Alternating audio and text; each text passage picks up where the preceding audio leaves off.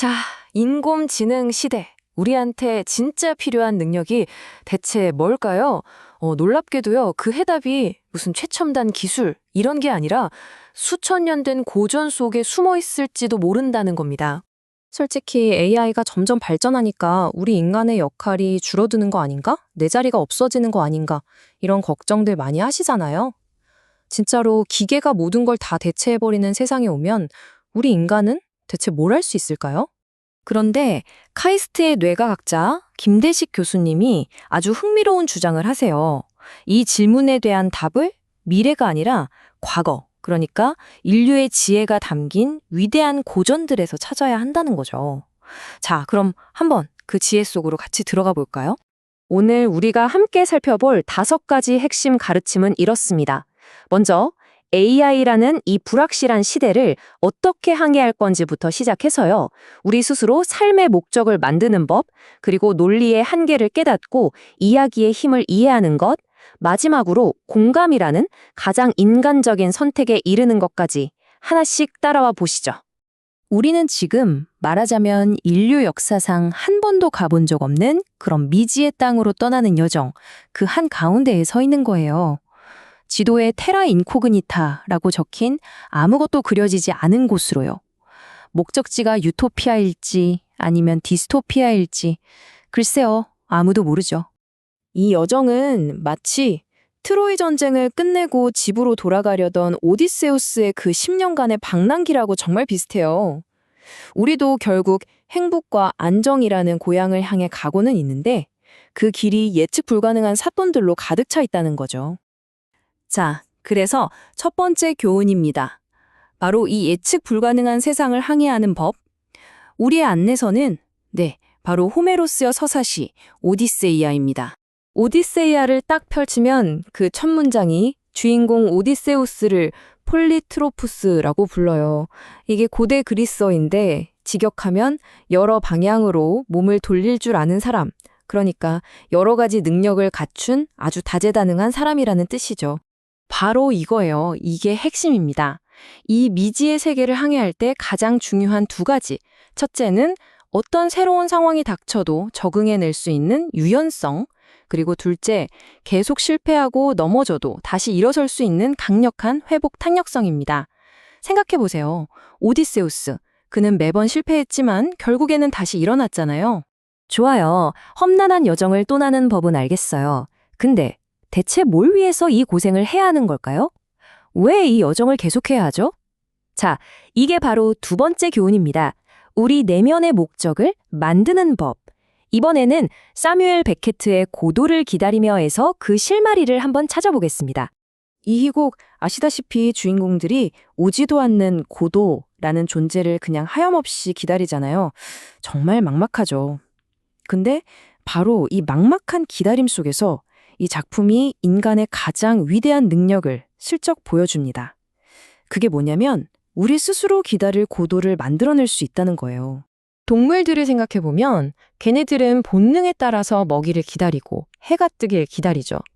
하지만 우리 인간은 다릅니다. 우리는요, 그런 본능을 넘어서서 부, 명예, 사랑, 지식 같은 추상적인 목표, 그러니까 나만의 고도를 스스로 정하고 그걸 위해서 살아갈 수 있는 유일한 존재라는 거죠. 자, 이제 목적도 생겼습니다.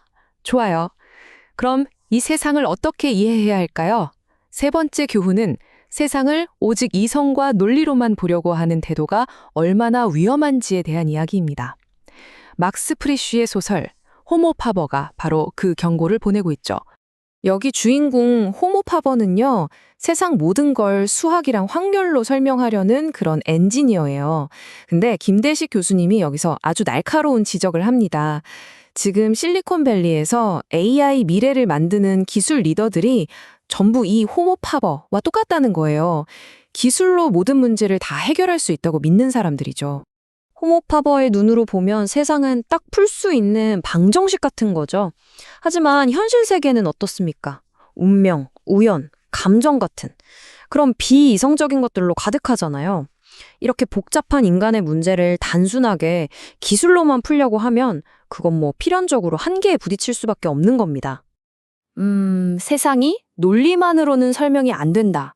그럼 우리가 발딛고 서 있는 이 현실은 대체 뭘까요? 자, 네 번째 교훈입니다. 바로 현실을 만들어내는 이야기의 힘에 대한 탐구. 호르헤 루이스 보르헤스의 단편집 픽션들이 그 문을 활짝 열어줄 겁니다. 이 책은 우리한테 정말 근본적인 질문 하나를 툭 던집니다. 우리가 진짜라고 철석같이 믿고 있는 이 세계, 그거 과연 진짜 실제 하는 걸까요? 사실 보르헤스는요, 요즘 현대 철학에서 아주 뜨거운 감자죠. 시뮬레이션 가설. 이걸 문학적으로 가장 먼저 파고든 작가 중 한 명이에요. 우리가 사는 이 현실이 사실은 우리보다 훨씬 뛰어난 존재가 만들어낸 정교한 시뮬레이션일지도 모른다는 그런 생각 말입니다. 이 가설이 맞든 틀리든 그건 중요하지 않아요. 여기서 정말 중요한 윤리적인 질문이 하나 나옵니다. 이 인생이라는 게임 안에서 당신은 스스로 생각하고 행동하는 플레이어인가요? 아니면 그냥 주어진 역할만 수행하는 NPC인가요? 그리고 어쩌면 이게 더 중요할 수도 있는데 당신은 다른 사람들을 어떻게 보고 있나요? 동등한 플레이어로 보나요? 아니면 내 게임의 NPC로 취급하고 있나요? 바로 이 질문이 우리를 마지막 교훈으로 어쩌면 가장 심오한 인간의 능력으로 이끌어줍니다. 우리 다시 호메로스에게 돌아가 보죠. 이번엔 일리아스에서 그 궁극의 가르침, 바로 공감에 대해 배워볼 시간입니다. 이 엄청난 서사시는요, 딱 한 단어로 시작합니다. 바로 분노. 주인공 아킬레우스는 그야말로 통제 불가능한 분노 그 자체, 거의 짐승과도 같은 존재로 그려지죠. 이야기가 절정으로 치닫습니다. 아들 헥토르를 잃은 트로이의 늙은 왕 프리아모스가 홀로 적진으로 찾아가요. 그리고 자기 아들의 시신을 돌려달라고 애원합니다. 누구 앞에서? 바로 자기 아들을 죽인 원수 아킬레우스의 발 앞에 무릎을 꿇고 말이죠. 바로 그 순간 정말 놀라운 일이 벌어집니다. 아킬레우스가 이 원수의 얼굴에서 자신의 아버지를 본 거예요. 아들을 잃을까봐 전전긍긍할 자신의 늙은 아버지를 떠올린 거죠. 그리고 서양 문학 역사상 최초로 그 맹렬했던 분노가 공감으로 바뀌는 정말 위대한 장면이 펼쳐집니다. 그는 눈물을 흘립니다. 자, 그럼 한번 정리해 볼까요? 고전에서 우리가 찾아낸 AI 시대를 위한 인간의 도구 상자입니다.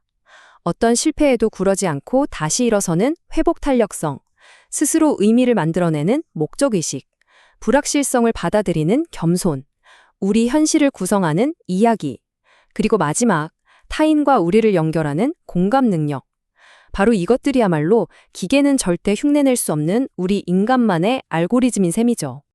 그래서 마지막 질문은 이겁니다. 만약 우리보다 훨씬 더 뛰어난 지능을 가진 AI가 나타난다면 그 존재는 우리 인간을 그저 해결해야 할 문제로 볼까요? 아니면 공감할 가치가 있는 하나의 이야기로 봐줄까요? 어쩌면 그 답은 바로 지금 우리가 서로를 어떻게 대하고 있는지에 달려있는 건지도 모릅니다.